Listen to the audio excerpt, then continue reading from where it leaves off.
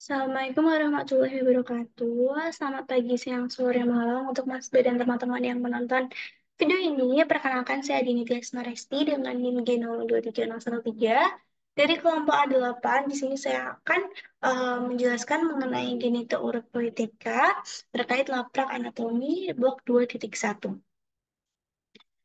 Yang pertama ada soal yaitu pada suatu hari Patrick pergi ke dokter karena merasa penisnya tidak bisa ereksi dan ejakulasi. Nah, bagaimana sih mekanisme dari ereksi dan ejakulasi dan kelenjar-kelenjar apa saja yang bekerja pada saat proses ereksi dan juga ejakulasi beserta fungsi dari kelenjar tersebut seperti itu. Yang pertama, ereksi itu apa? Ereksi itu adalah proses mengerasnya penis. Jadi ketika penis ini mengeras, dia itu terjadi karena adanya dilatasi arteri yang dikontrol oleh sistem saraf parasimpatis.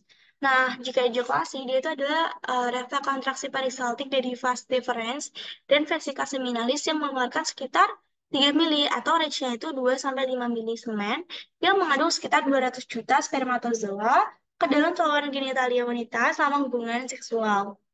Nah, ejakulasi ini dibagi jadi dua tahap, ada emisi dan ejakulasi. Emisi sendiri dia itu ada substansi ejakulasi dari organ interna menuju uretra, ostium ductus ejaculatorius pada uretra pars prostatica, dan juga kalau ejakulasi itu tahap yang kedua yaitu adalah substansia ketika substansi ejakulasi ini keluar dari ostium uretra externum seperti itu.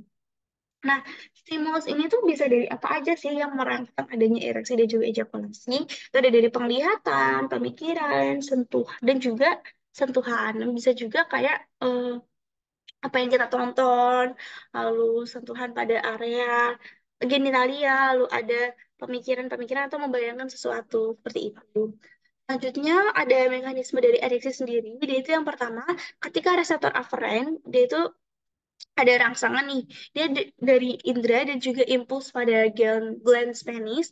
Dia itu rangsangnya bakal dibawa oleh nervus dorsalis penis ke NIL, CLMS, uh, S2 atau sakral 2 sampai sakral 4. Kemudian dilanjutkan oleh strabut efferent, dia itu akan menyebabkan relaksasi otot polos di cavernosus dan menyebabkan dilatasi arteriol helicinae. Kemudian nantinya cartone corporeal venosanya akan terisi darah dan sehingga menyebabkan tunika albuginanya itu teregang. Nah, ketika itu teregang, apa yang akan tercebit? Maka vena dorsalis profundanya akan terjepit dan yang terjadi selanjutnya adalah penis ereksi seperti itu. Nah, di sini ada gambar dari ereksi penis, di mana ini eh cavernosa, cavernosanya ini terisi penuh oleh darah karena yang tadi adanya relaksasi otot polus cavernosus dan juga dilatasi arteriol helicinae sehingga menyebabkan cavernika corpora cavernosa ini terisi darah. Kemudian tunica albugina ini tuh akhirnya teregang sehingga ini vena dorsalisnya akan terjepit. Jika udah terjepit, akan menyebabkan penis itu berereksi seperti itu. Nah, ini nervus yang menginervasi ada NIL-CLMS, Planiki, Planvici. Oh ya, dari NIL-CLMS, sakral 1 sampai sakral, maaf, 2 sampai sakral 4. Yes. Selanjutnya ejakulasi nih. Ejakulasi kan tadi ada dua, ada emisi dan juga ejakulasi. Jadi yang pertama pastinya di reseptor aferen, kemudian rasanya itu dibawa oleh nervus pudendus kemana? Ke nervus KNIA CLMS lumbalis 1. Mohon maaf ini seharusnya lumbalis 1 sampai 3. Kemudian dilanjutkan dengan emisi oleh dinding ductus deferens, otot kelenjar vesikalis, dan juga muskel laterales, serta sphincter vesika urinaria itu akan berkontraksi nih di proses emisi. Kemudian lanjutkan dengan ejakulasi, di mana kontraksi arterial hallucinae dan juga arteriol, kemudian darah mengalir ke venula, kemudian ditambah kontraksi dari muskulus bulbus spongiosum dan muskulus ischial cavernosus yang berkontraksi.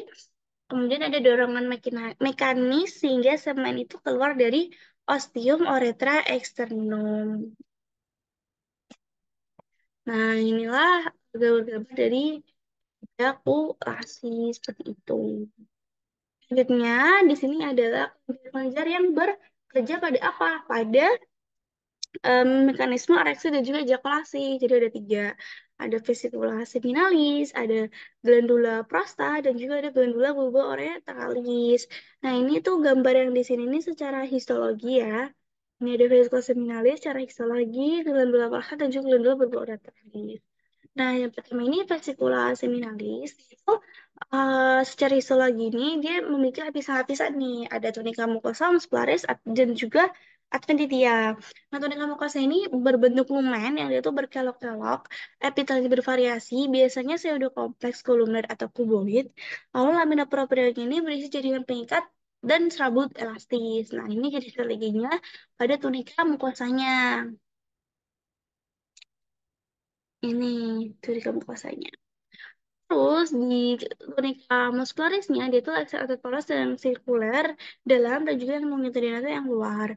Kemudian tunika adventitia dia itu berisi jaringan longgar dengan pengeman serabut elastis. Nah, jika secara anatomi itu gimana? Secara anatomi ini fascia kesamaan itu ada dua, yaitu ada dua buah organ yang berlobus yang terletak di permukaan posteriornya dari vesika urinaria. Nah, terus di sisi medialnya ini ada ductus deferens, ductus deferens kayak gitu. Nah, ini gambarnya granula vesiculosa yang nantinya akan melanjutkan diri, melanjut bergabung menjadi ductus ejaculatorius seperti itu dari ampula ductus deferens. Terus selanjutnya ini ada glandula prostat, yaitu secara histologis termasuk pelajar tubuh alveolar kompleks dilapisi kapsula fibroelastis. Serumanya terdiri dari jaringan pengikat, serabut kolagen, serabut elastis, dan serabut dan atau polos. Epitelnya bervariasi dari lapis kuboid atau kolumner dan lamina propria terdiri dari jaringan pengikat elastis dan pembuluh darah. Terus bagian asin ini mengandung sekret prostat dan pankreatial atau corpora amniasia.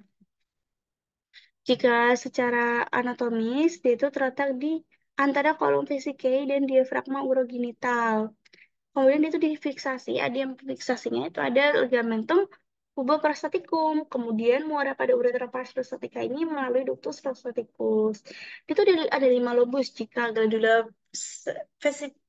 vasculosa ini tadi ada 2 lobus, jadi yang prostat ini ada 5 lobus. Ada anterior, medius, posterior, lateral, dextra, et sinistra. Seperti itu prostat yang di sini.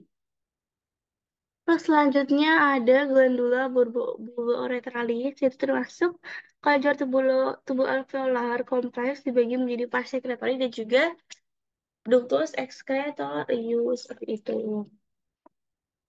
Nah, oh ya, jika secara anatomis glandula bulbourethralis itu dia terletak di dalam diafragma urogenital, di mana di bawah musculus sphincter urethra externum. Lalu saluran ini akan bermuara pada uretra pars spongiosum dan memulak dengan glandula vestibularis major pada di yang dipunya wanita seperti itu. Oke. Selanjutnya, di sini ada kegunaan dari kelenjar mulai dari vesicula seminis ini berfungsi untuk menghasilkan sekret yang mengandung fruktosa untuk nutrisi sperma, lalu ada glandula prostat yang menghasilkan cairan tipis seperti susu yang mengandung asam sitra dan fosfat yang ditambahkan saat ejakulasi untuk menetralkan basanya itu tadi. Lalu glandula bulbourethralis yang berfungsi untuk menghasilkan sekret berupa mukus untuk pelumas sebelum berhubungan seksual. Nah, lanjut ke soal kedua, Nyonya Pak baru saja menikah dengan Tuan Crab. Menikah menginginkan anak dari hasil pernikahan mereka dan sedang mengusahakan. Dan gimana sih biar mereka bisa menghasilkan, memproduksi anak dengan mekanisme fertilisasi hingga implantasi embrio pada proses pembuahan. Pertama, fertilisasi. Jadi, fertilisasi ini kan adalah pembuahan, di mana dia itu adalah proses penyatuan gamet pria dan wanita yang terjadi di daerah ampula tuba uterina. Terdapat 3 fase nih, ada fase penetrasi di corona radiata, fase penetrasi zona pellucida, dan fase penyatuan membran sel, oosit, dan sperma. Nah, ini mulai dari fase 1 nih. Fase 1 ini akan terjadi apa? Ada penetrasi corona radiata. Nih, penetrasi corona radiata ini salah satu corona radiatanya. Lanjut ke fase 2, penetrasi zona pellucidanya.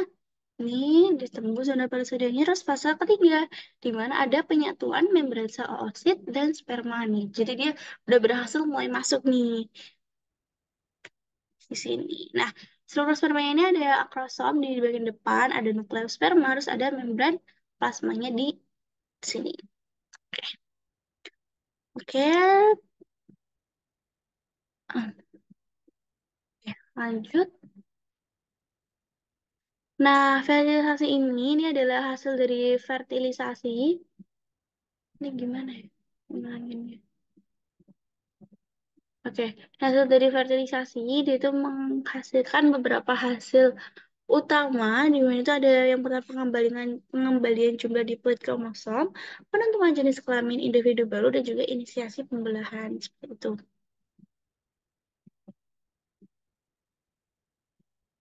Hmm.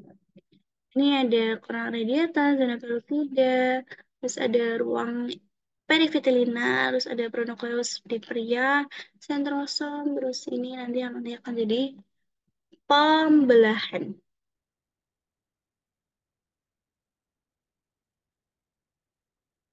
Enggak, oke. Selanjutnya di sini ada uterus pada implantasi. Jadi ini pada uterusnya di wanita ketika dia akan saat dibuahi seperti itu. Jadi pada saat implantasi ini mukosa uterus berada pada fase sekretorik. Selama fase ini, kelenjar dan arteri uterus ini bergulung-gulung dan jaringan menjadi tebal dan juga basah. Akibatnya dapat dikenali adanya tiga lapisan di endometrium nih. Ada lapisan kompaktum di bagian superficial dan juga ada spongiosum di bagian tengah, serta ada lapisan basal di yang tipis. Jadi saat implantasi ini dia tuh di fase sekretaris. Fase sekretaris itu di mana? Fase sekretaris itu di sini. Nah, ketika dia itu kelenjar dan arterinya itu bergelung-gelung, dia menjadi tebal dan basah.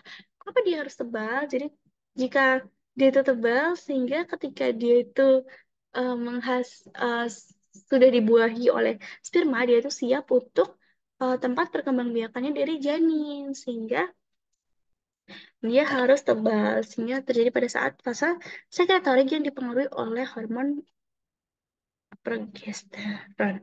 Ya, seperti itu.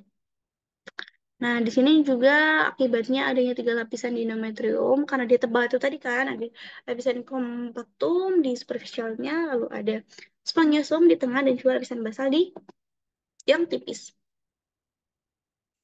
Ini juga. Oke, selanjutnya lanjut ke nomor tiga.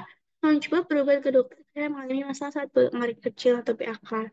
Dia mengeluh pipisnya yang keluar sangat sedikit sejak 5 hari yang lalu. Silakan alur perjalanan ular pada traktus urinarius dan bagaimana sih proses berkemihnya seperti itu. Yang pertama ini adalah alur perjalanan urin pada tingkat urinarius.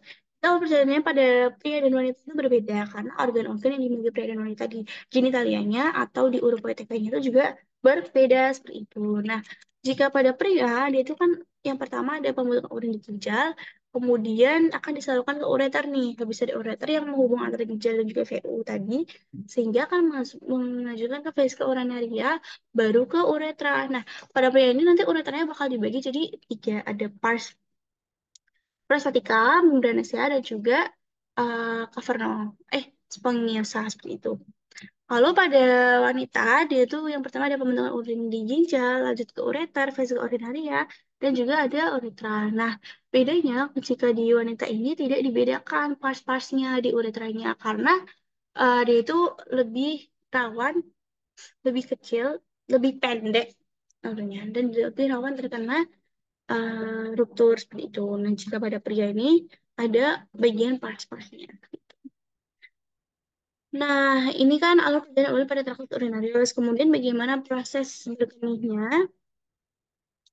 Proses berkemihnya yang pertama ini terdapat tiga tahap dalam membentuk urin ini. Ada filtrasi, reabsorpsi, dan juga sekresi. Ya, yang pertama filtrasi. Filtrasi ini ada tiga tahap penyaringan, di mana yang pertama, sel endotel berpori dengan diameter pori 50 sampai 100 nanometer, sehingga yang molekul kecil yang dapat masuk. Jadi difiltrasi itu yang kecil-kecil, air, mineral, kualitas golongan nutrisi dan juga protein kecil, kemudian masuk Yang kedua, membrana basalis yang memiliki layer paling luar bermuatan negatif, sehingga akan mencegah masuknya protein. Protein di plasma darah ini bermuatan negatif. Yang ketiga, itu ada sel podosit di bawah membrana basalis yang memiliki filtration slit dan ikatan protein nefrin yang akan memfiltrasi molekul berukuran kurang dari sama dengan 7 sampai 9 nanometer. Hasil dari filtrasi ini adalah filtrat primer yang mengandung apa aja? Mengandung air, mineral, glukosa, asam amino, lipid, urea, kreatinin, dan juga elektrolit. Selanjutnya, yang B itu ada tahap reabsorpsi, di mana filtrat primer akan dilanjutkan ke tubulus contortus proxima dan mengalami reabsorpsi bahan yang masih diperlukan tubuh nih. Jadi ketika dia itu habis difiltrasi, itu ada bahan yang masih dibutuhkan oleh tubuh dan juga bahan yang sudah tidak terpakai. Nah, bahan yang ketika masih dibutuhkan oleh tubuh ini akan mengalami reabsorpsi seperti itu. Nah, di itu yang bahan mengalami reabsorpsi apa aja? Ada air, elektrolit, glukosa, asam amino, dan juga lipid. Na plus ini akan direabsorpsi dengan transfer aktif menggunakan pompa natrium kalium.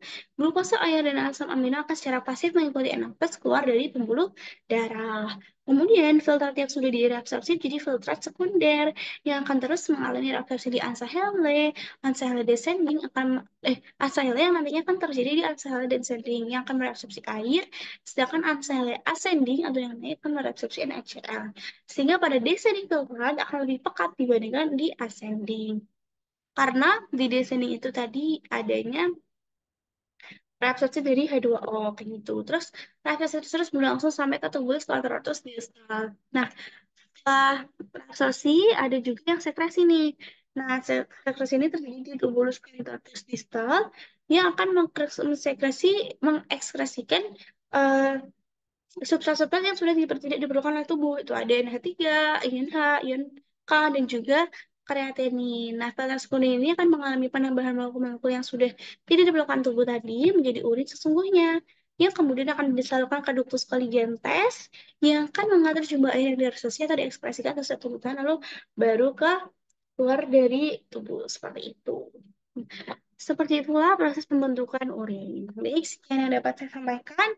Terima kasih atas perhatiannya. Apabila ada kesalahan, wassalamualaikum warahmatullahi wabarakatuh.